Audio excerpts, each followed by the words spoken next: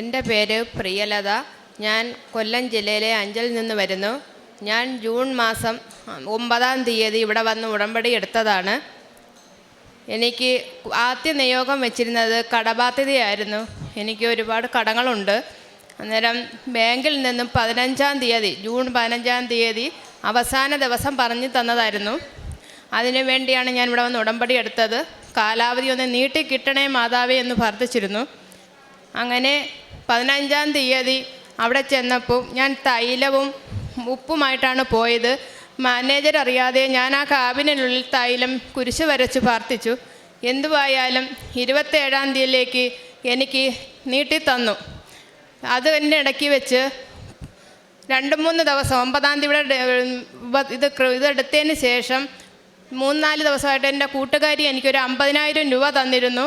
അത് അതിനെനിക്ക് ഒത്തിരി ബാധ്യതകളുണ്ട്, അതുകൊണ്ട് തന്നതായിരുന്നു. അവരുടെ മോൻ്റെ ആവശ്യത്തിന് കുടുംബശ്രീയിൽ നിന്നെടുത്തതായിരുന്നു. 2 ലക്ഷം രൂപ അടയ്ക്കണമെങ്കിൽ ഇത് തിരിച്ചടച്ചേ പറ്റത്തുള്ളൂ എന്ന് പറഞ്ഞു. ഞാൻ എല്ലാവരോടും ചോദിച്ചെങ്കിലും ആരും തന്നില്ല. കാരണം അറിഞ്ഞത് എൻ്റെ ഭർത്താവും എൻ്റെ മോനും എന്നോട് സഹകരിക്കാതായി.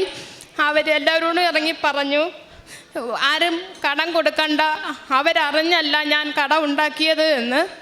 എന്നാൽ ഞാൻ എൻ്റെ വീട്ടിന് വേണ്ടി മാത്രം ഉണ്ടാക്കിയ കടമാണ്. അതവർക്ക് അറിയാമെങ്കിലും അവരുടെ അഭിമാനം അവരെ പറയാൻ അനുവദിച്ചില്ല.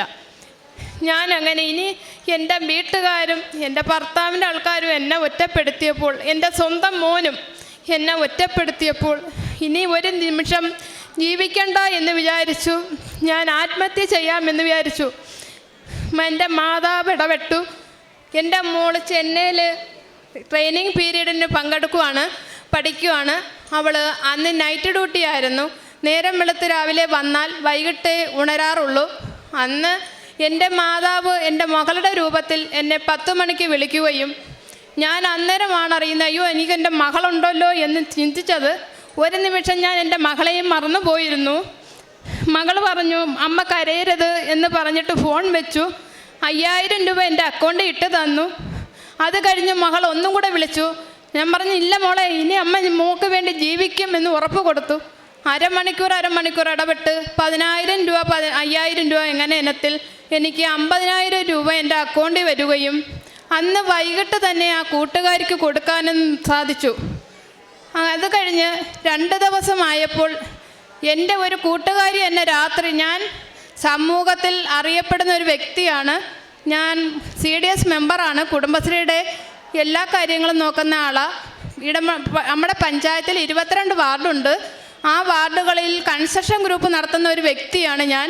അന്നേരം എല്ലാ ആളുകളുമായും പൊതുപ്രവർത്തന രംഗത്തും സമൂഹമായി നിൽക്കുന്ന ആളായതുകൊണ്ട് ഈ ജനങ്ങളെല്ലാം എൻ്റെ കടബാധ്യത അറിഞ്ഞു എന്നൊരു നിമിഷം ചിന്തിച്ചപ്പോൾ എനിക്ക് എല്ലാവരുടെയും മുന്നിൽ നിന്ന് ഒളിക്കാനാണ് തോന്നിയത്. ഒരാഴ്ച കാലം എൻ്റെ ഭർത്താവോ എൻ്റെ മകനോ എന്നോട് മിണ്ടാതെ ഞാൻ എൻ്റെ വീട്ടിൽ ഒറ്റയ്ക്ക് ഒരു റൂമിൽ കഴിയുകയും പട്ടിണി കിടക്കുകയും ചെയ്തിട്ടുണ്ട്. അങ്ങനെ ആ രാത്രി, ഒരു ദിവസം രാത്രി 5 ദിവസം കഴിഞ്ഞപ്പോൾ എൻ്റെ കൂട്ടുകാരി എന്നെ വിളിക്കുകയും ചോദിച്ച്, എന്തിനാ ചേച്ചി ഇങ്ങനെ വിഷമിച്ചിരിക്കുന്നേ, എന്താ പറ്റിയെന്ന് ചോദിച്ചു. ഞാൻ പറഞ്ഞു, 27-ാം തീയതി എനിക്ക് 5,26,000 രൂപ ബാങ്കിൽ അടയ്ക്കണം, ഇല്ലെങ്കിൽ എനിക്ക് ജാമ്യം നിന്ന ആളുകളുടെ മുമ്പിൽ 5 പേരാ നിന്നത്, അവരുടെ വീട് ജപ്തി ചെയ്യുമെന്ന് പറഞ്ഞു. എനിക്കത് അടച്ചേ പറ്റൂ. ഞാൻ കാരണം എന്നെ സഹായിച്ച ആർക്കും ഒരു ബുദ്ധിമുട്ടും ഉണ്ടാവരുതെന്ന് മാതാവിനോട് അപേക്ഷിച്ചു. ഞാൻ എന്നും രാത്രി 3 മണി സമയത്ത് ഇവിടെ വരാൻ വേണ്ടി അലാറം വെച്ചിരുന്നു എൻ്റെ ഫോണിൽ. 2-3 ദിവസം കഴിഞ്ഞപ്പോൾ കൃത്യമായി ആ അലാറം അടിക്കുകയും ഞാൻ എണീറ്റിരുന്നു യേശുദേവനെ കൽക്കൽ വീണ് പ്രാർത്ഥിക്കുന്നത് പോലെ പ്രാർത്ഥിക്കുകയും 5:30 മണിയാകുമ്പോൾ ഞാൻ പിന്നെ ഉണരുകയും ഞാൻ മാതാവിനെ പ്രാർത്ഥിക്കുകയും ചെയ്തുകൊണ്ടിരുന്നു. കൃത്യമായി ഈ പ്രാർത്ഥനയൊന്നും മുടങ്ങാറില്ല, കാരണം ഞാൻ എൻ്റെ വീട്ടിൽ തന്നെയാണ് ഒളിച്ചിരിക്കുന്നത്. അങ്ങനെ എൻ്റെ കൂട്ടുകാരി പറഞ്ഞു, തിങ്കളാഴ്ച ഇടന്നു, ചേച്ചി ബാങ്കിലോട്ട് വാ, ഞാൻ ബാങ്കിൽ വരുമെന്ന് പറഞ്ഞു.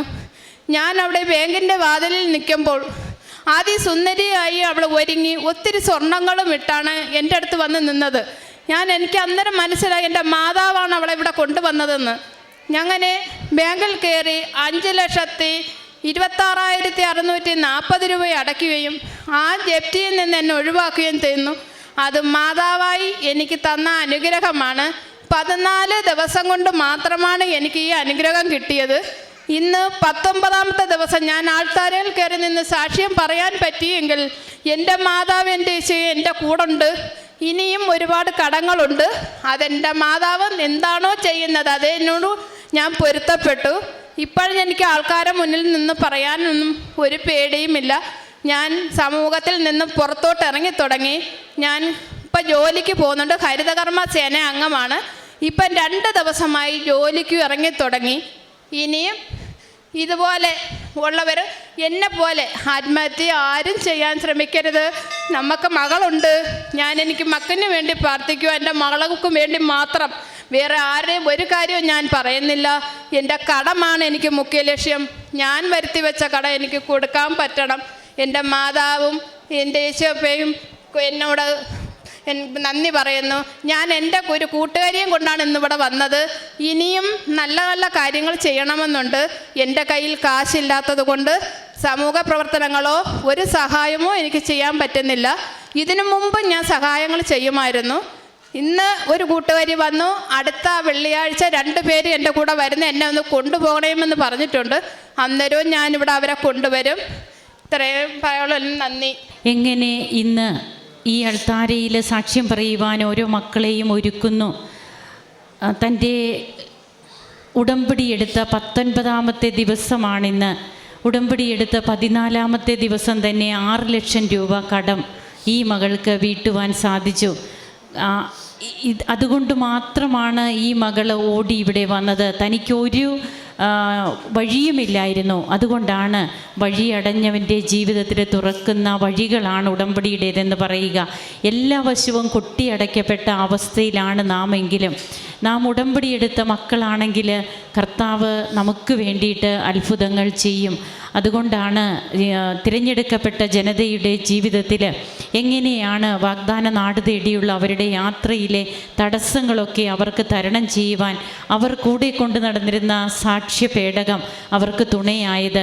പരിശുദ്ധ അമ്മയാകുന്ന വാഗ്ദാന പേടകത്തെ, പുതിയ നിയമത്തിലെ അമ്മയെ കൂടെ കൊണ്ടു നടക്കുകയാണ് നാം ഉടമ്പടി എടുത്തതിന് ശേഷം.